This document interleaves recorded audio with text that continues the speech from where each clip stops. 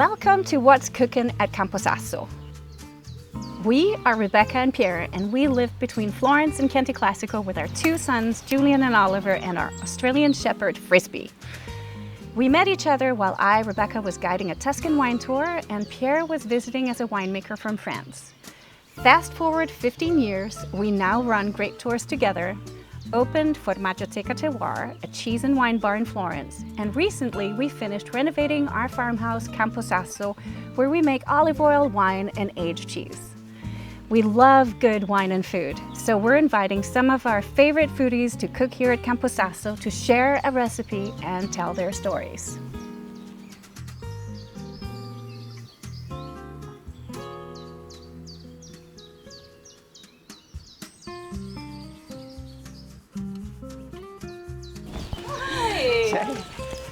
Hello. Ciao Marco.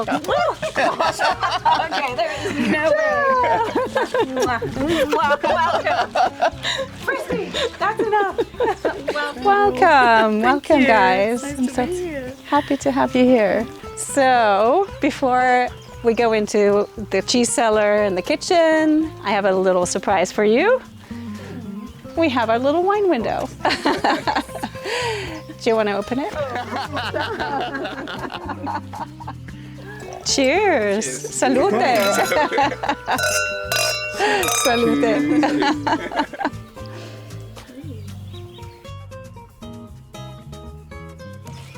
All right. I think we should start in the cheese cellar so that you can select the cheese for the recipe. Sounds good. Yeah? Good. Yeah. Let's go.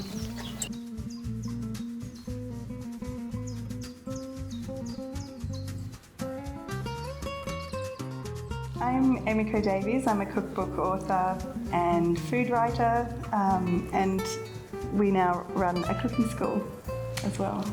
I'm Marco Lamy. I'm a sommelier. Been working with wine for the last 20 years. Yeah, and I'm still part of the enoteca and cooking school in San Miniato.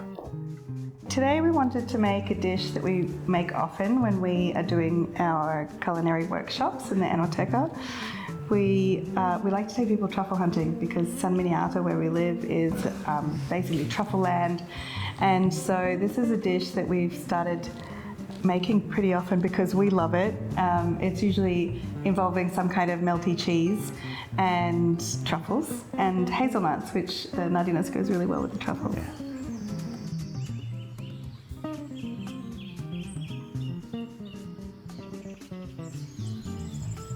Welcome inside my cheese cellar at Camposasso.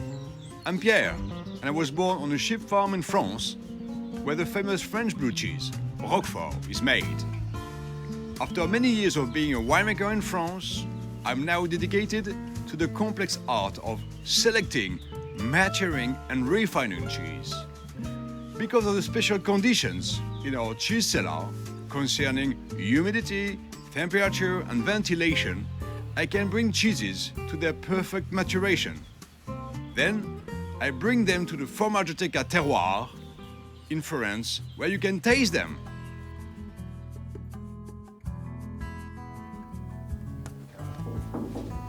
Yeah? Hello! You found me! So, you're looking for what?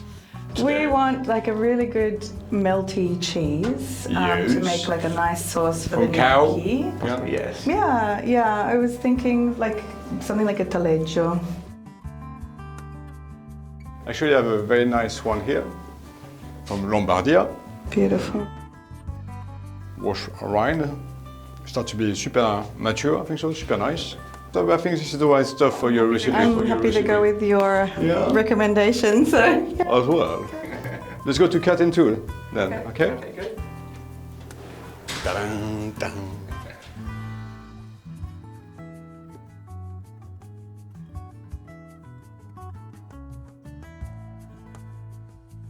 Oh, beautiful. Beautiful.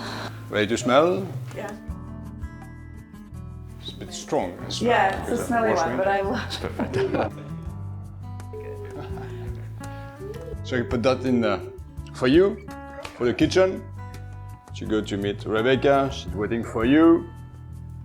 I will try your dish later, I hope so. Grazie.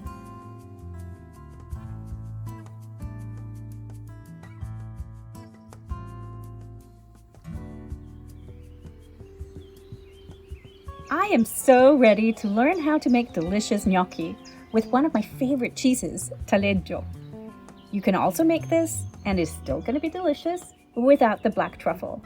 But as Emiko and Marco live in a Tuscan town known for its truffles, they couldn't come without them. So Emiko, you're not Italian originally. And Marco, you are. Yes. So how did you guys meet? Emiko, when did you come to Italy? I had lots of questions at the same time. I first came in 2001 to study in Florence. And that was when I decided Florence was my place. I need to stay here and figure out some way to live here.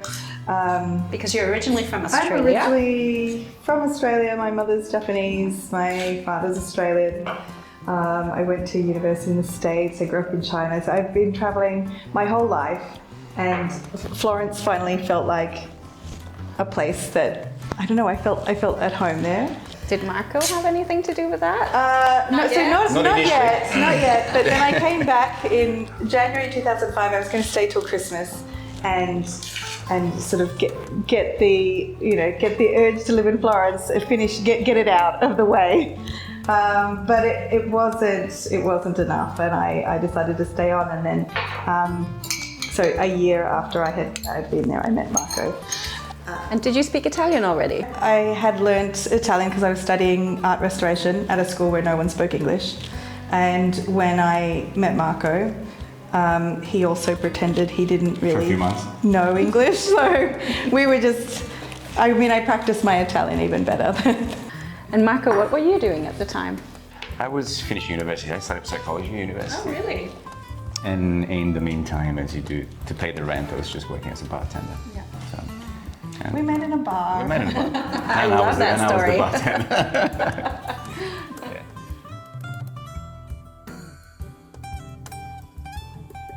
So I guess soon you realized that you had two passions that complemented each other. Because Marco, you're a sommelier, and you've worked in star restaurants. Yes. And Emiko, now you are an internationally renowned cookbook author. But it took a while to get there, I suppose. It really did, yeah. It was sort of a long journey, but we both really loved cooking. We loved Eating. we loved drinking wine. And we went down that path at the same time together. That's a nice thing to be able to share. Because now you also have an enoteca, so let's talk about where you live now. So we live in San Miniato, so right between in Florence and Pisa. It's still province of Pisa. It's the last town of the province of Pisa. And we have a small enoteca, cooking school, very, very small space in the town center.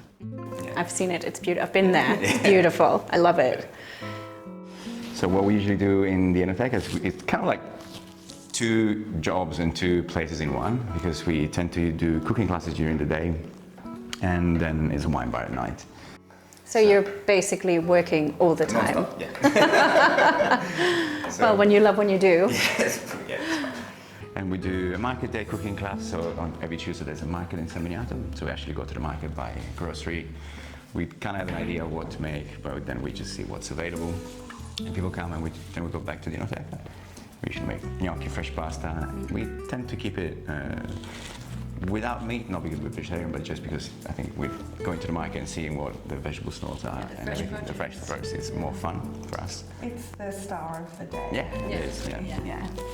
And do you use truffles year long? We do. Because, that's a lot of people mistakenly think you can only have truffles in the fall, but they're different truffles, right? Yes, and San Miniato is, honestly, it's one of the reasons that attracted me to the place. It's Marco's hometown. Yeah, he was born there. But other than, having family and friends there, it has a really great food scene because it's very well known for white truffles. And white truffles are very, very special. They don't just crop up anywhere. You find them in very, very few places in the entire world.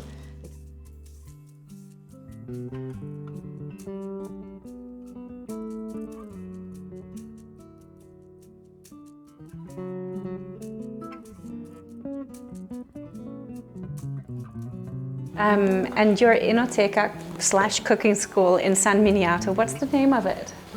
It's called Enoteca Marilu. Okay. And what's the significance of this name? So it's a name that we liked, but mainly because we took our daughters' names and sort of smushed them together. Sweet. Marilu and Luna, and so Marilu. But it's also it's like a lovely old-fashioned Italian name, and we thought it would be nice. People would recognise the name, and but like also that for us, vintage it's like and for us it has like another special significance. Very special.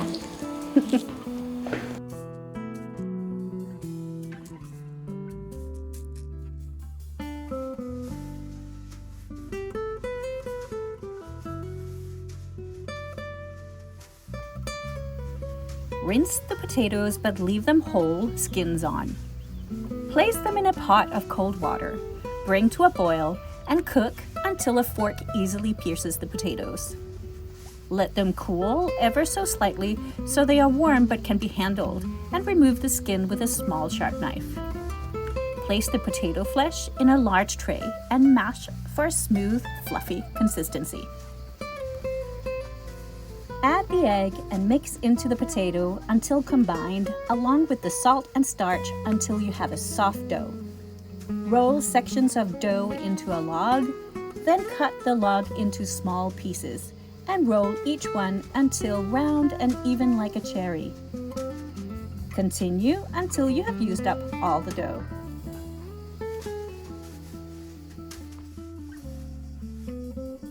For the sauce, melt the butter and cheese together directly in a large, wide pan. When melted, add the grappa, turn to high heat, and then let the alcohol evaporate for a minute. Then add the milk along with a splash of water and grate in one of the truffles so that it will infuse into the sauce. Continue cooking on low heat until the sauce has a nice, smooth consistency. Boil the gnocchi in well-salted water for a few minutes. Drain and add to the pan with the simmering sauce and stir ever so gently.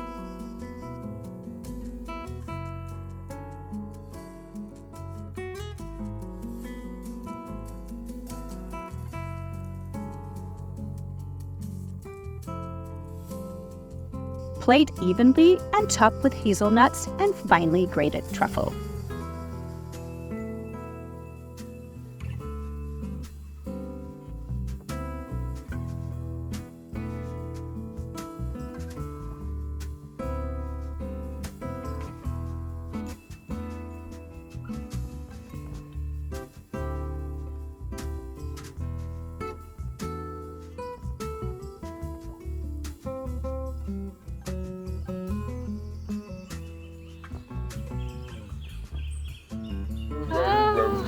We are excited.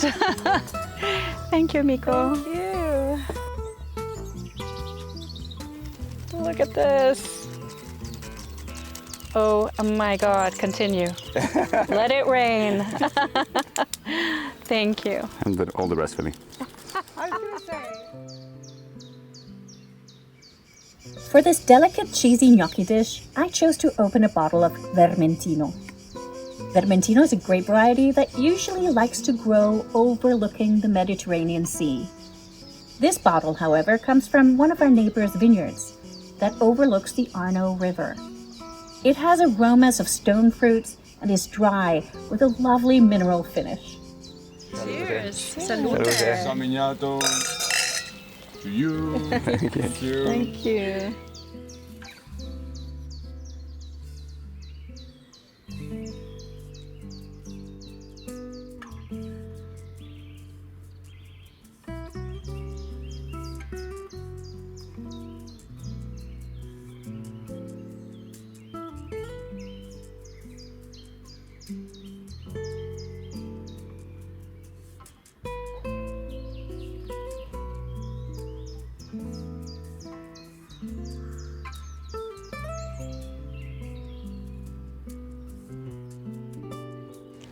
My first cookbook was Florentine, and that was the book that I started writing 10 years ago, and it came out in 2016. It came out again in 2020. It's kind of my first baby.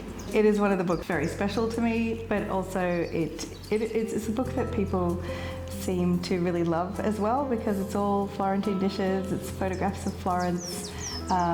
People seem to like this book, you know, when they want to think about Florence.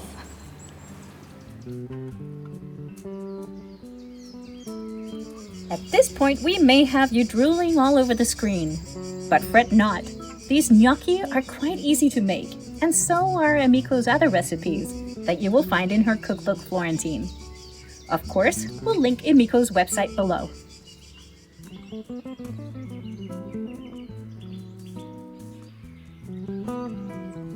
Thanks so much for watching along with us. You will find the recipe in the comments below. Remember that you can take a wine tour in Tuscany with grape tours, and you can taste our cheeses in Florence at Formaggioteca Terroir. Please subscribe to our channel for more videos like this, so we'll see you soon back here at Camposasso for a new recipe.